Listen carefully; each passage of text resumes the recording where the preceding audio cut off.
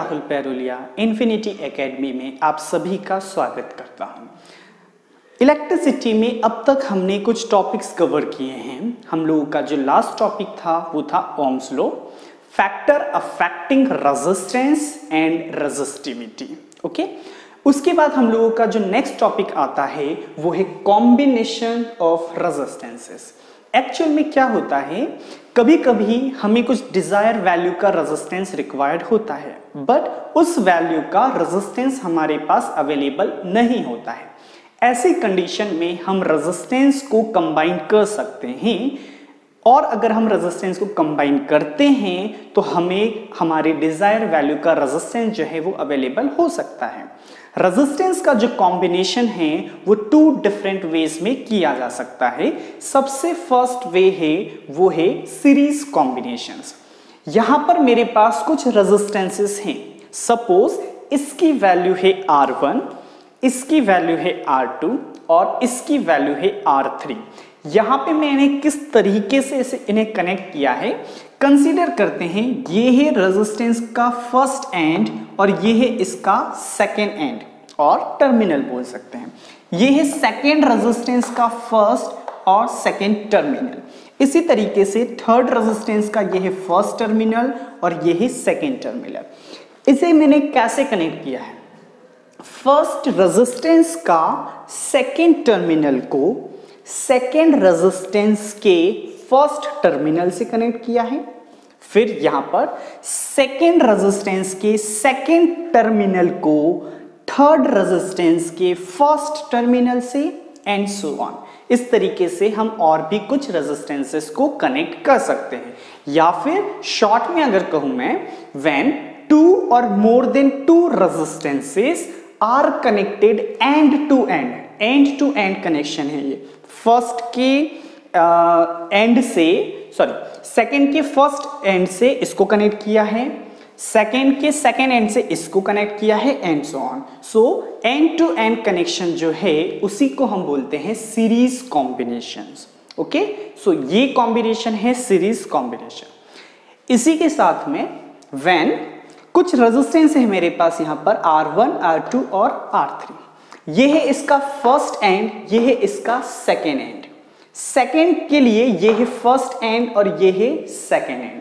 Third के लिए ये है फर्स्ट एंड और ये है सेकेंड। यहां मैंने क्या किया है, जितने भी रेजिस्टेंसेस हैं इनके फर्स्ट टर्मिनल को किसी एक पॉइंट से, और जितने भी ये सेकेंड टर्मिनल हैं इनको किसी और पॉइंट से कनेक्ट किया है। तो इस तरीका का जो कॉम्बिनेशन है वो होता है पैरेलल कॉम्बिनेशन।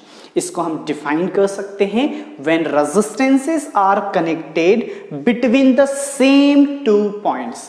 ये रहे हमारे same two points. It means ये सेम पॉइंट से जितने भी रेजिस्टेंस होंगे उनको हमें इन्हीं दो पॉइंट्स के बीच में कनेक्ट करना है। इस तरीके का कॉम्बिनेशन होता है पैरेलल कॉम्बिनेशंस। ओके, सो हमें यहां पर क्या करना है, अगर रेजिस्टेंसेस सीरीज में कनेक्टेड हैं तो हम निकालने वाले हैं इसके लिए इक्विवेलेंट रेजिस्टेंस। मतलब अगर तीन रेजिस्टेंस को मैंने सीरीज में अगर कनेक्ट किया है तो इक्विवेलेंट कितना होगा। इक्विवेलेंट का मीनिंग है टोटल रेजिस्टेंस, इफेक्टिव रेजिस्टेंस, वो कितना होगा वो हमें कैलकुलेट करना होगा। इसी तरीके से अगर रेजिस्टेंसेस को हमने पैरेलल में कनेक्ट किया है तो टोटल इक्विवेलेंट रेजिस्टेंस कितना होगा वो हमें कैलकुलेट करना है। सो लेट अस स्टार्ट।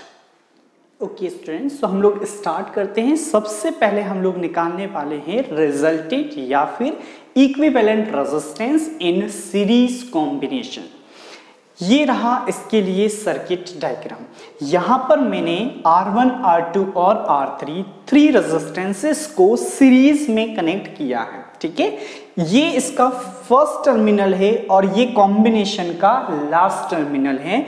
इन दोनों के बीच में मैंने कनेक्ट की है एक बैटरी को जिसका इलेक्ट्रिक पोटेंशियल है V। सपोज अगर इसको सर्किट को कंप्लीट करने के बाद सर्किट में जो करंट फ्लो हो रहा है वो है I। I is the total current which is flowing in the circuit. So क्या होगा, अगर रेजिस्टेंसेस सीरीज में कनेक्टेड हैं तो यही वो करंट है जो तीनों रेजिस्टेंस में से फ्लो होने वाला है. इट मींस R1 में से भी I करंट ही फ्लो होगा, R2 में से भी I करंट फ्लो होगा और R3 में से भी I करंट ही फ्लो होगा.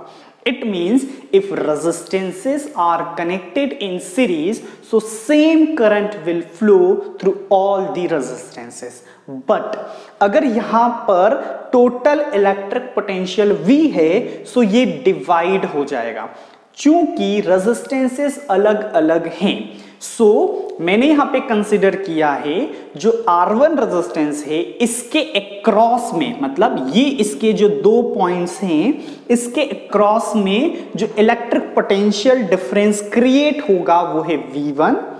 R2 के अक्रॉस जो पोटेंशियल डिफरेंस है वो है V2. सिमिलरली R3 के अक्रॉस में जो पोटेंशियल डिफरेंस है वो है V3. ओके, सो ये V1, V2, V3 will be such that जो टोटल इलेक्ट्रिक पोटेंशियल है V वही डिवाइड हुआ है V1 and V2 and V3 में. ओके, सो ये जो टोटल इलेक्ट्रिक पोटेंशियल है V ये डिवाइड हो चुका है V1, V2 और V3 के टर्म्स में. मैं दे रहा हूं इसको equation number first. Okay, now यहां पे मैं यूज करने वाला हूं ohms law. So according to the ohm's law होता है V is equal to RI. Okay, so ये है हमारा ओम्स लॉ. मैं इसका यूज करूंगा सिंस तीनों रेजिस्टेंस में जो फ्लो होने वाला करंट है वो सेम है बट पोटेंशियल डिफरेंस डिफरेंट है. सो इसको अगर मैं यूज करता हूं तो मुझे मिलेगा V1 is equal to R1I, V2 is equal to R2I, similarly V3 is equal to R3I. Since current same है इसलिए मैंने I1, I2, I3 नहीं लिया है. Okay, now V1, V2 and V3 की वैल्यूज मैं पुट कर रहा हूं इक्वेशन नंबर फर्स्ट में. सो मुझे मिलेगा V is equal to R1I plus R2I plus R3I. Clear? Now इन तीनों में से I कॉमन है, मैंने I को कॉमन ले लिया है. सो मुझे बच रहा है R1 plus R2 plus R3. Okay, clear? Now consider करते हैं इस पूरे कॉम्बिनेशन का जो इक्विवेलेंट या फिर रिजल्टेंट रेजिस्टेंस है वो है R. If R is the resultant or equivalent resistance of this full combination. Okay, so total current है I, इलेक्ट्रिक पोटेंशियल है V और मैं कंसीडर कर रहा हूं इसके लिए जो रेजिस्टेंस है वो है R. सिंस ये हम सीरीज कॉम्बिनेशन के लिए निकाल रहे हैं सो मैं यहां पे मेंशन कर देता हूं S. S stands for series combination. So total resistance RS, current है I और टोटल पोटेंशियल डिफरेंस है V. सो ये हो जाएगा V is equal to IRS, where RS is the resultant resistance in this series combination. So ये वाली value मैं इसमें पुट कर देता हूं इस V के प्लेस पर. ओके, सो मुझे मिलेगा IRS is equal to I in a bracket R1 plus R2 plus R3. Clear? Now I से I कैंसिल हो जाएगा. So the final equation is RS is equal to R1 plus R2 plus R3 and this is the resultant or equivalent resistance in series combination.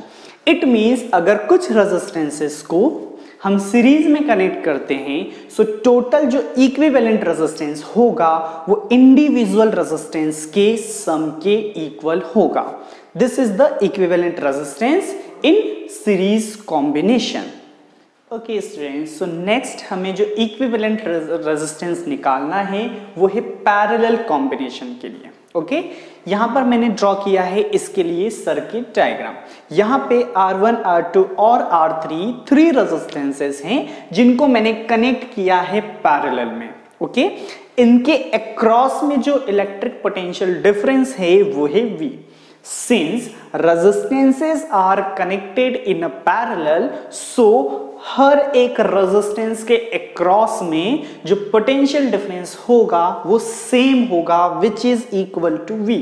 यहां पर potential difference divide नहीं होगा, but if I is the total current, then जैसे ही ये current इस point पर पहुंचेगा, suppose this is point A और this is point B, so जैसे ही ये करंट यहां पर पहुंचेगा इस पॉइंट पर आकर करंट डिवाइड हो जाएगा।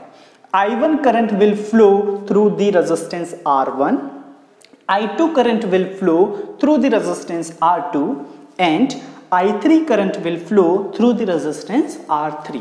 It means जो टोटल करंट है वो डिवाइड हुआ है I1, I2, I3 में, such that total current divide हुआ है I1, I2 एंड I3 में। ओके है ना।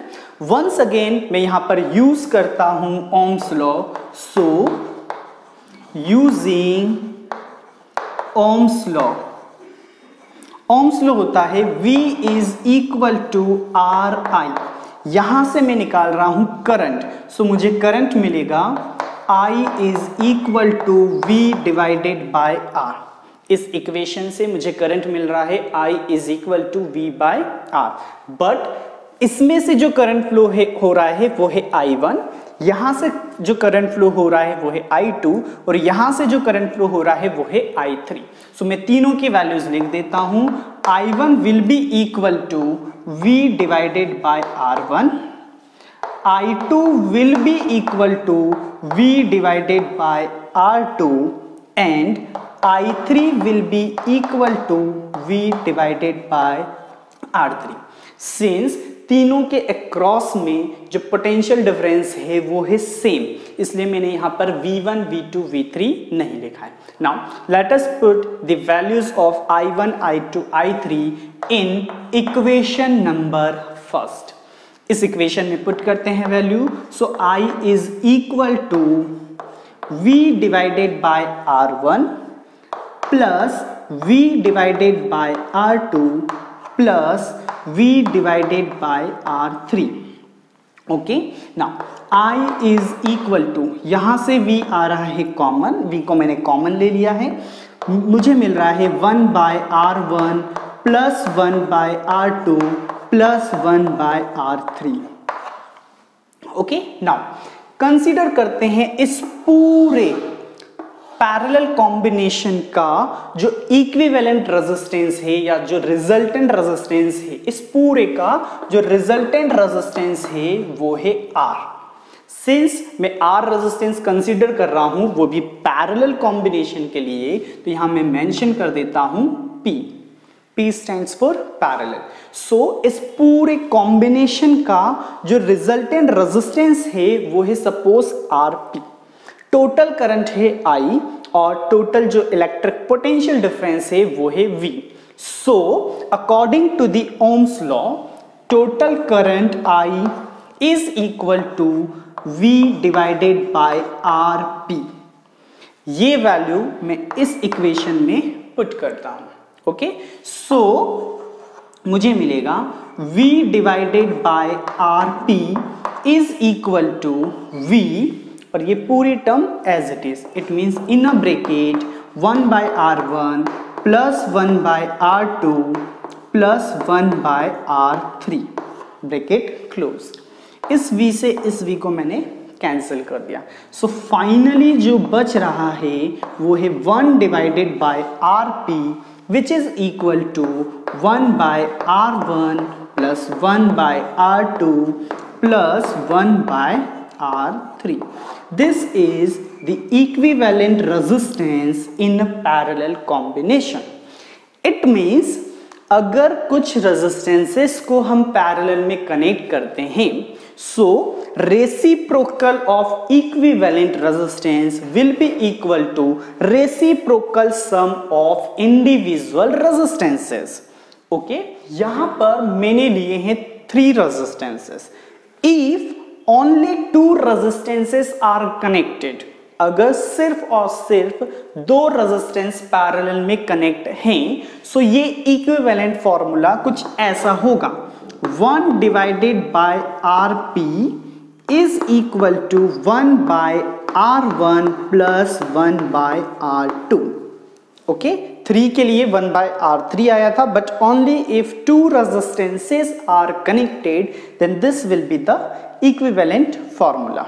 ओके, नाउ अगर मैं इसको थोड़ा सा फर्दर और सॉल्व करता हूं तो मुझे मिलेगा 1 by RP is equal to R1 and R2 का LCM होगा R1 R2। क्लियर? इस टर्म को R1 से डिवाइड करने पर R1 से R1 कैंसिल हो जाएगा, सो सिर्फ बचेगा R2। सिमिलरली इस टर्म को R2 से डिवाइड करने पर R2 से R2 कैंसिल हो जाएगा और मुझे मिलेगा only R1। Clear? This is the reciprocal of equivalent resistance. इसको अगर मैं उल्टा करता हूं सो मुझे मिलेगा RP इज इक्वल टू, इस पूरे टर्म को यहां पे मुझे उल्टा करना होगा, सो ये मिलेगा R1 into R2 divided bye, पहले मैं इस टर्म को लिख देता हूं, it means R1 plus R2। So if only 2 resistances are connected in a parallel then equivalent resistance हम इस फॉर्मूले से भी निकाल सकते हैं। एक्चुअल में यहां पर चूंकि हमने पहले ही कैलकुलेशन कर लिया है, सो डायरेक्टली वैल्यूज को पुट किया जा सकता है और इक्विवेलेंट रेजिस्टेंस निकाला जा सकता है। तो ये था सीरीज एंड पैरेलल कॉम्बिनेशन, और उनसे इक्विवेलेंट रेजिस्टेंस कैसे निकालते हैं उसके लिए कुछ फॉर्मूले का डेरिवेशन। अब हम लोग करते हैं कुछ न्यूमेरिकल जो सीरीज और पैरेलल कॉम्बिनेशन पर बेस्ड होंगे। चलिए स्टूडेंट्स, हम लोग स्टार्ट करते हैं न्यूमेरिकल।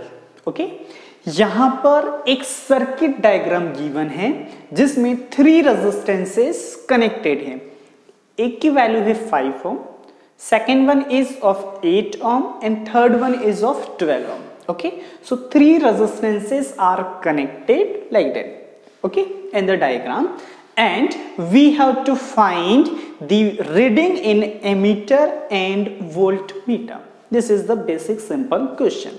ये सर्किट डायग्राम गिवन है और इसमें ये रहा ammeter which is connected in series, and ये रहा voltmeter which is connected in parallel across the 12 ohm resistance. So we have to find the reading of ammeter and voltmeter.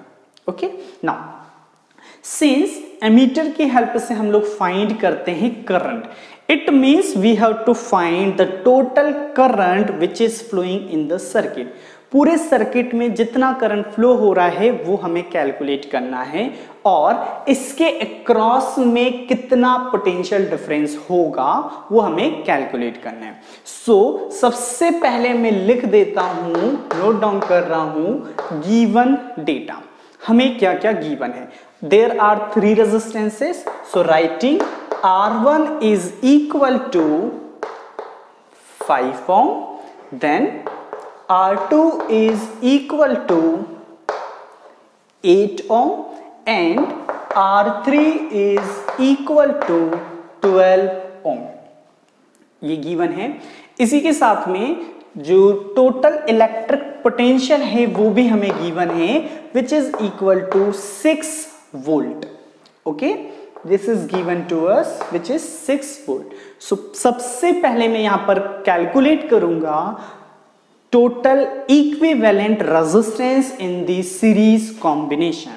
Okay, हमने पढ़ा है total equivalent resistance in series combination वो होता है R1 plus R2 plus R3. It means individual resistance के sum के equal. Now let us put the values. R1 है 5 plus R2 है 8 plus R3 है 12. Okay, now 12 plus 8 20, 20 plus 5 25. So equivalent resistance हमें मिला है 25 ओम. What is its meaning? इसका meaning है कि अगर 5 ओम, 8 ओम और 12 ओम ये अगर 3 रेजिस्टेंस को हम सीरीज में कनेक्ट करते हैं सो ये बिहेव करेगा एक सिंगल रेजिस्टेंस जिसकी वैल्यू है 25 ओम. ओके, सो ये हम लोगों ने निकाला है इक्विवेलेंट रेजिस्टेंस, बट हमें कैलकुलेट करना है करंट.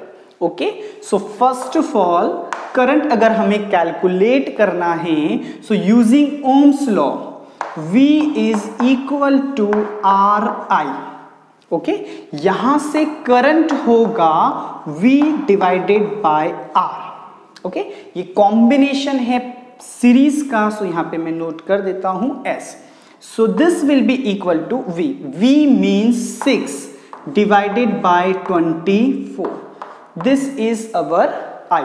ओके, इसको डिवाइड करेंगे. Okay, so I will be equal to 0.24 ampere. ये है total current which is flowing in the ammeter और यही मिलने वाली है हमें एमीटर की reading. Okay, now we have to find out electric potential across the 12 ohm resistance. इसके अक्रॉस में कितना इलेक्ट्रिक पोटेंशियल होगा हमें वो भी कैलकुलेट करना है. ओके स्टूडेंट, सो नेक्स्ट हम लोग कैलकुलेट करते हैं वोल्ट मीटर की रीडिंग. ओके, इट मींस 12 ओम के अक्रॉस में जितना पोटेंशियल है वो हमको फाइंड करना है. इसके लिए मैं यूज कर रहा हूं ohms law which is equal to V is equal to RI. Okay, now the value of V we have to calculate. The value of R यहाँ पे given है 12 वोल्ट एंड करंट हमने पहले से ही कैलकुलेट कर लिया है वो है 0.24. Clear?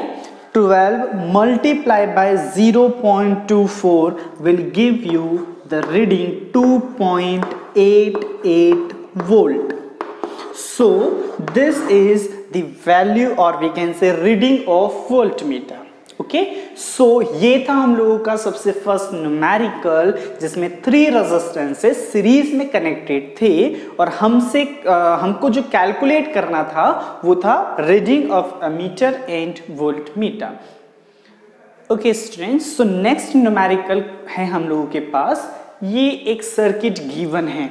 Okay, where 2 resistances are connected in parallel और इनके साथ में एक और रेजिस्टेंस है जो सीरीज में कनेक्टेड है and full arrangement is connected with 6 volt battery.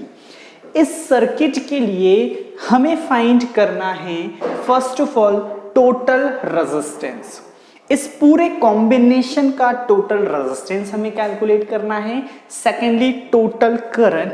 If I is the current which is flowing in the circuit, then इस करंट को हमें कैलकुलेट करना है कि I की वैल्यू कितनी होगी. और in the last third things जो हमें फाइंड करनी है वो है potential difference across R1.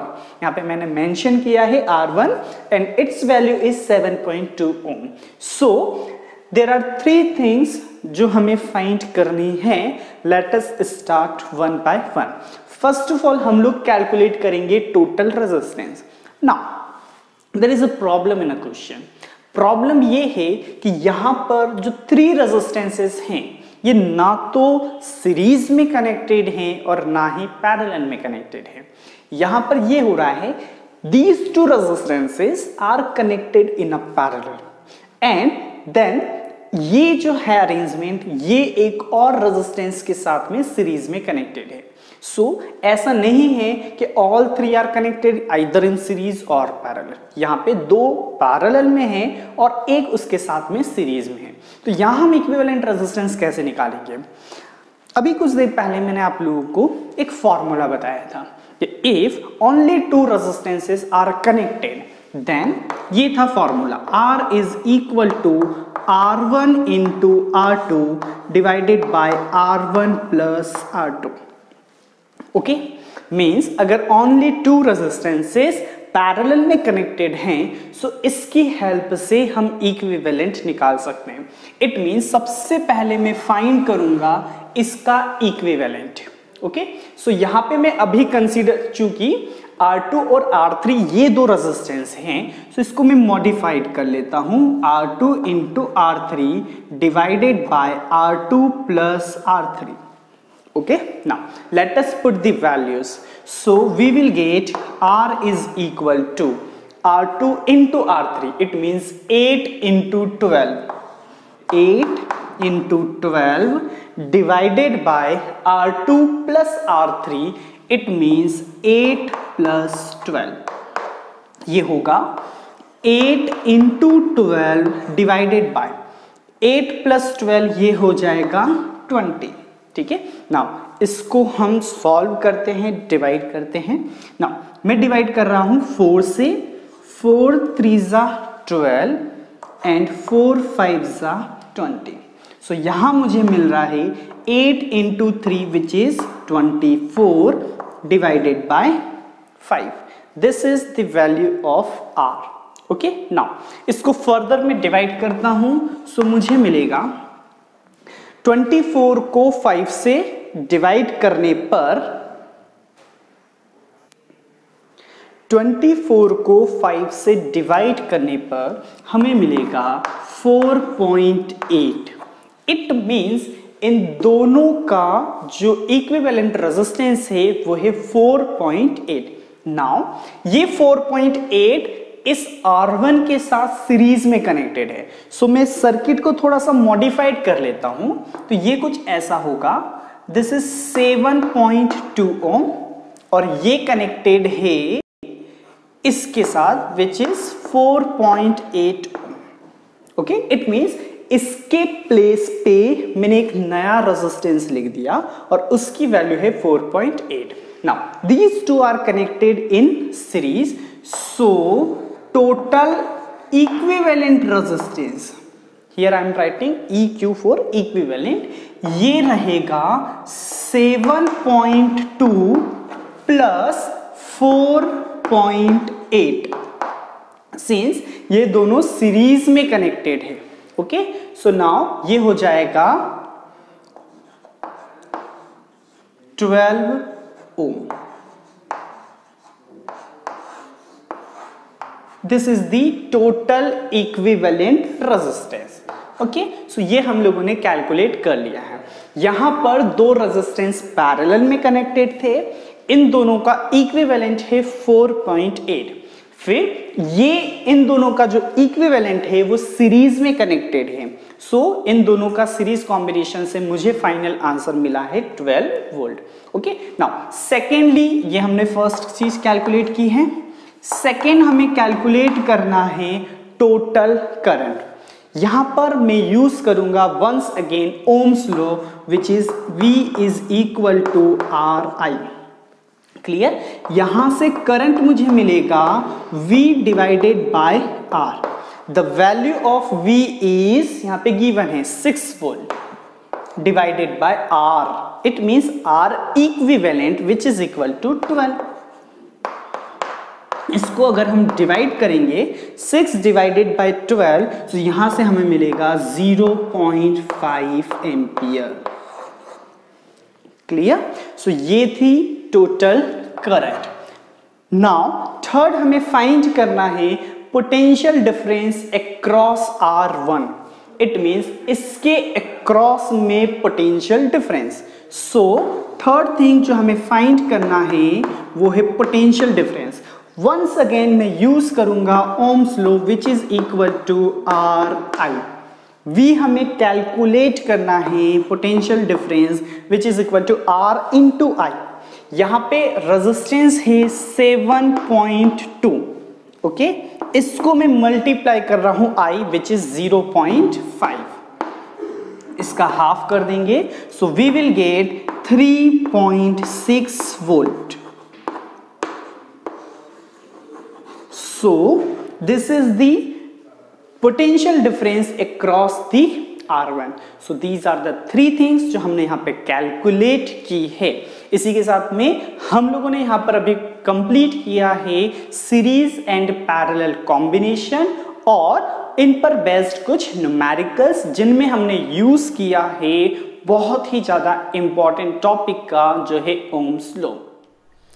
Okay students, सो हम लोगों ने अभी सीरीज एंड पैरेलल कॉम्बिनेशन का जो डेरिवेशन है, इट मीन्स इफेक्टिव रेजिस्टेंस कितना होगा अगर हमने कुछ रेजिस्टेंसेस को सीरीज में कनेक्ट किया है या पैरेलल में कनेक्ट किया है। तो ये टॉपिक हम लोगों का कंप्लीट हो चुका है। बट जो हम लोगों का नेक्स्ट टॉपिक है वो एप्लीकेशन पार्ट हम कंसीडर कर सकते हैं सीरीज एंड पैरेलल कॉम्बिनेशन का। And the topic is domestic electric circuit, series और पैरेलल। इट मीन्स हमें यहाँ पे ये स्टडी करना है, हम लोग जो डोमेस्टिक सर्किट यूज करते हैं, इट मीन्स घरों में जितने भी अप्लायंसेस हैं हमने सभी को कनेक्ट किया हुआ है। हमने देखा है कि कनेक्शन 2 टाइप्स से पॉसिबल है, या तो हम उसको सीरीज में कनेक्ट कर सकते हैं या फिर पैरेलल में कनेक्ट कर सकते हैं। सो ये जितने भी appliances, for example tubelight, bulb, TV, heater, refrigerator, cooler, जितने भी इलेक्ट्रिकल अप्लायंसेस हैं ये एक्चुअल में कैसे कनेक्टेड रहते हैं। हम इनको सीरीज में कनेक्ट करते हैं या फिर पैरेलल में कनेक्ट करते हैं। इसको अगर हमें जानना है तो पहले हमें देखना होगा कि सीरीज और पैरेलल जो कनेक्शन है उनकी क्या क्या एडवांटेजेस हैं और क्या क्या डिसएडवांटेजेस हैं, क्योंकि उसी के बेसिस पर हम लोग जो है कनेक्शन करते हैं। सो पहले हम बात कर लेते हैं सीरीज कनेक्शन की। क्लियर? कंसीडर कर लेते हैं कि ये 1, 2 एंड 3 कोई भी 3 इलेक्ट्रिकल अप्लायंसेस हैं जो सीरीज में कनेक्टेड हैं। ठीक है, तो सीरीज में एक्चुअल में क्या होता है, सेम करंट फ्लो होता है। अगर ये जो सप्लाई मेन है यहां से अगर आई करंट फ्लो हो रहा है तो सेम करंट इसमें से भी फ्लो होगा, सेम करंट R2 में से भी फ्लो होगा और सेम करंट I3 में से। इट मींस करंट कुछ भी डिवाइड नहीं होगा, बट जो भी टोटल इलेक्ट्रिक पोटेंशियल है वो डिवाइड हो जाएगा, पोटेंशियल का ड्रॉप होते चले जाएगा। जितने अप्लायंसेस हम कनेक्ट करेंगे टोटल पोटेंशियल उतना ही ड्रॉप होते चले जाएगा। और ये सीरीज कनेक्शन का सबसे बड़ा डिसएडवांटेज है। वो इसलिए क्योंकि हमारे जितने भी अप्लायंसेस हैं वो सभी 220 वोल्ट पोटेंशियल डिफरेंस पर ऑपरेट होने के लिए डिजाइन किए गए हैं। यस, 220 वोल्ट मतलब इनका कुछ डिजाइनिंग ऐसा है कि अगर इनको 220 वोल्ट इलेक्ट्रिक पोटेंशियल मिलेगा ये तभी प्रॉपर वर्क करेंगे। बट अगर हमने सीरीज में इन सबको कनेक्ट कर दिया सो 220 वोल्ट पोटेंशियल डिफरेंस सभी को नहीं मिलेगा। हैंस फर्स्ट डिसएडवांटेज हो गया ये सीरीज कनेक्शन का कि पोटेंशियल ड्रॉप होते चले जाएगा, कांस्टेंट पोटेंशियल जो है वो नहीं मिलेगा। सेकेंड डिसएडवांटेज इज अगर किसी भी एक इलेक्ट्रिकल अप्लायंस में फॉल्ट आ गया, सपोज इसमें फॉल्ट आ गया और ये खराब हो गया है, ये वर्क नहीं कर रहा है, सो जैसे ही ये वर्किंग स्टॉप कर देगा सो इलेक्ट्रिक करंट का फ्लो नहीं होगा क्योंकि सर्किट डिस्कनेक्ट हो चुका है, सर्किट ब्रेक हो चुका है। सो करंट फ्लो इस पूरे सर्किट में से नहीं होगा। इट मीन्स अगर कोई एक अप्लायंस भी अगर खराब हो जाता है वो वर्किंग नहीं करेगा, सो उसके कारण बाकी के जितने भी अप्लायंसेस हैं वो भी वर्क नहीं करेंगे क्योंकि उनको करंट नहीं मिल रहा है। ठीक है, सो ये हो गया सेकेंड डिसएडवांटेज कि अगर कोई एक वर्किंग करना बंद कर देता है, स्टॉप कर देता है वर्क करना, सो बाकी सारे अप्लायंसेस जो हैं वो भी वर्क नहीं करेंगे। Hence we do not connect our electrical appliances in series। now जो थर्ड डिसएडवांटेज है वो ये कि सपोज मैं सबके लिए स्विच देना चाहता हूँ, इट मीन्स हर एक पर्टिकुलर अप्लायंस के लिए अगर स्विच कनेक्ट करना है सो ये यहाँ पर पॉसिबल नहीं है। वो इसलिए नहीं है क्योंकि ये सभी के सभी एक ही प्रॉपर स्विच से ऑपरेट होंगे। मतलब अगर मैं यहाँ से स्विच ऑन करूँगा सो जितने भी इलेक्ट्रिकल अप्लायंसेस को मैंने कनेक्ट किया है वो सब एक साथ वर्क करेंगे। अगर मैंने स्विच ऑफ कर दिया तो सभी का वर्किंग बंद हो जाएगा। इट मीन्स सेपरेट स्विच जो है वो यहाँ पर पॉसिबल नहीं है। सो ये कुछ डिसएडवांटेजेस हैं जिसके कारण हम सीरीज में कनेक्शन नहीं कर पाते। बट ऐसा नहीं है कि सीरीज कनेक्शन जो है वो यूज बिल्कुल नहीं होता है। ठीक है। हम लोगों ने देखा है लाइटनिंग जो होता है, लाइटिंग डेकोरेशन पर्पस के लिए, ठीक है, वो जो है उसको हम बोलते भी हैं सीरीज एक्चुअल में, है ना। सो वो जो लाइटनिंग डेकोरेशन वगैरह के लिए जहाँ जहाँ पर लाइटनिंग यूज़ करते हैं वो सीरीज में ही कनेक्ट होते हैं। जितने भी बल्ब्स या एलईडीज कनेक्टेड होते हैं वो सब सीरीज में होते हैं, ठीक है। सो हमारे पास कुछ डिसएडवांटेजेस हैं इसके, इसलिए हम सीरीज कनेक्शन जो है वो घर में यूज नहीं करते हैं। So let us talk about parallel connection. Once again consider करते हैं कि 3 अप्लायंसेस जो हैं वो पैरेलल में कनेक्टेड हैं, ठीक है।